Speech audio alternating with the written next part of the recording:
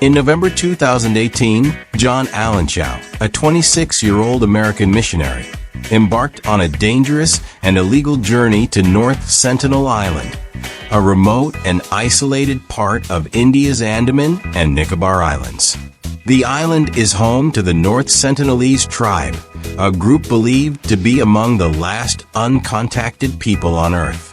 These people live in near total isolation, having minimal knowledge of the outside world. Motivated by his fervent Christian faith, Chau aimed to introduce Christianity to the tribe, convinced it was his divine mission. To reach the island, Chau paid a local fisherman 25,000 Indian rupees to secretly ferry him close to North Sentinel, avoiding detection by the Indian Coast Guards, who enforce strict isolation protocols around the island. He carried with him a GoPro camera, a Bible, scissors, a football, some dried fish, and a kayak for the final part of the journey. On the morning of November 15th, Chau instructed the fisherman to wait offshore while he paddled towards the island.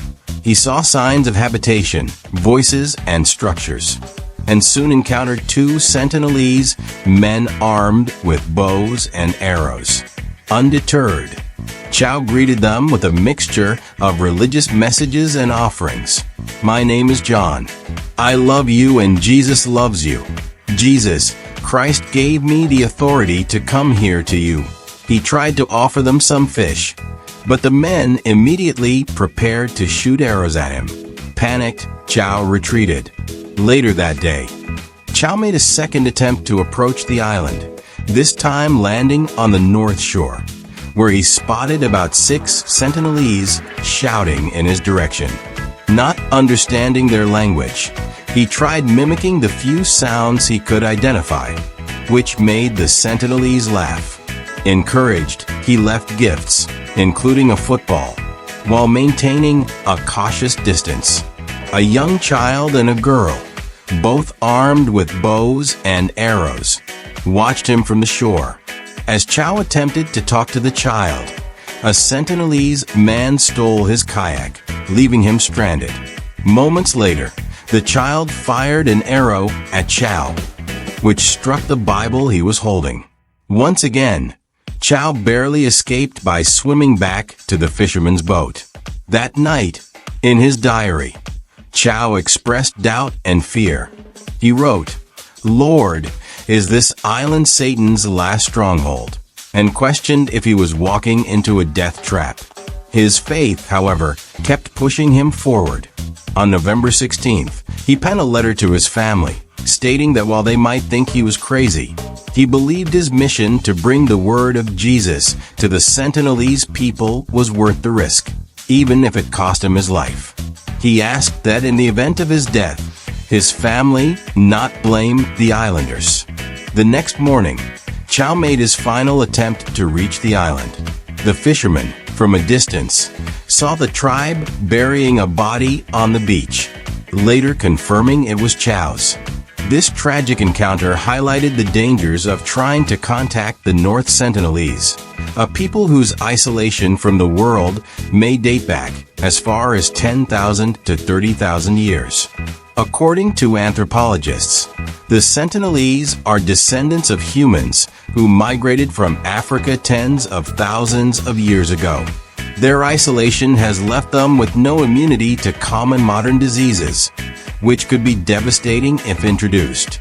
Their society remains hunter-gatherer based, with no evidence that they practice agriculture.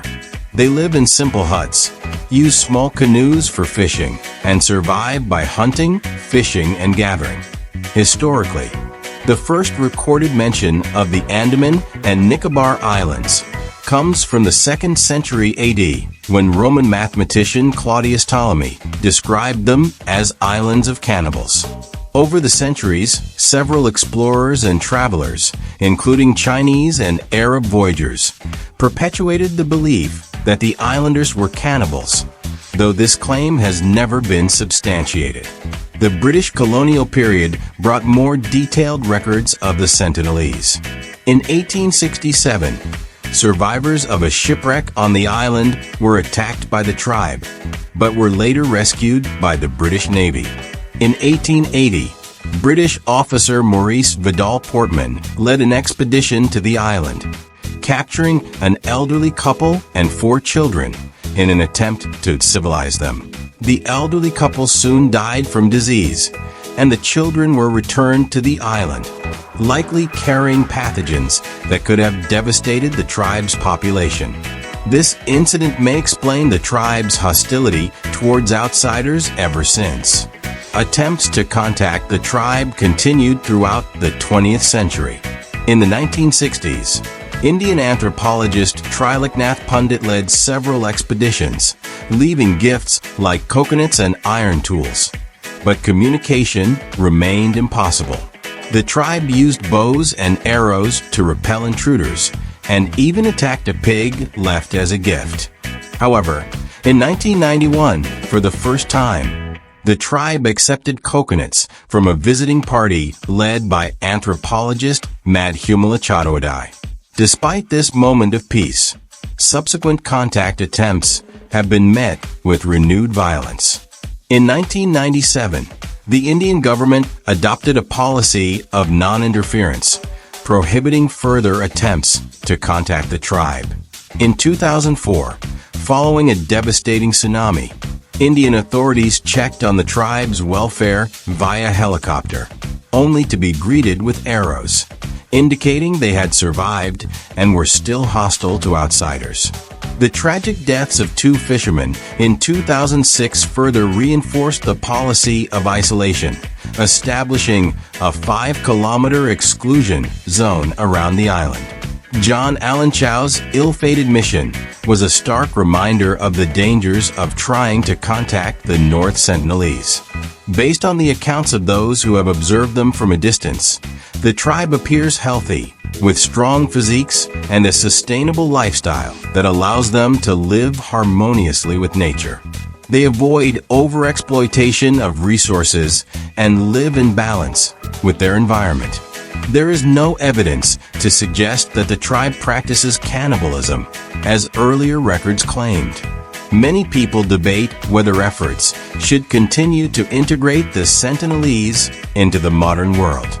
Some argue that they should be introduced to new technologies and modern medicine, while others believe they should be left in peace to preserve their way of life.